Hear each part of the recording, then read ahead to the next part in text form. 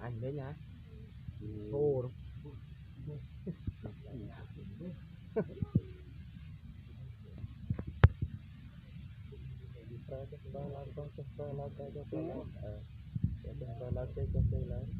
quay đuôi nữa Kuyên đã to ní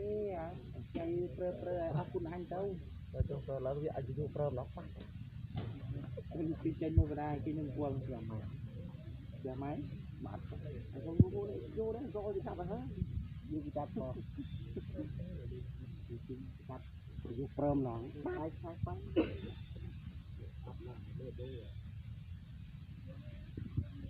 sai sai sai sai bắt mình con ô đâu jadi kameranya ini untuk smooth ya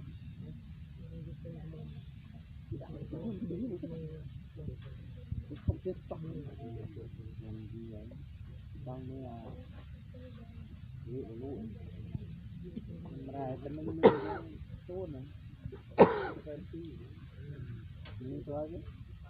coi đến đâu rồi đây được áp này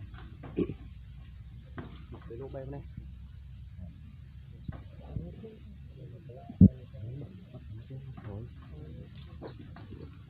nhổ chứ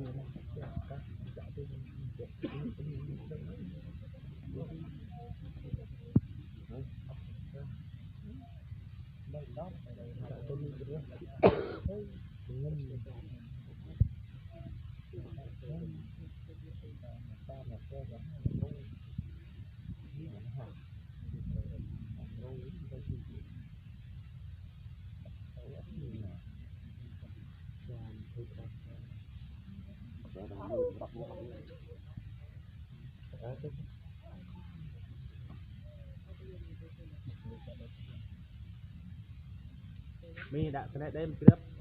bắt pe lâu à anh ơi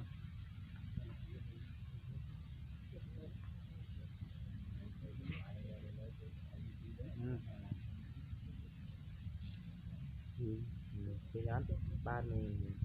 ăn bao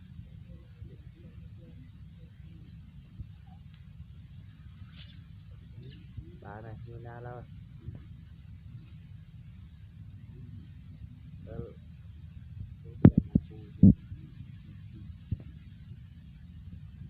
bua nhân bua bây giờ qua cung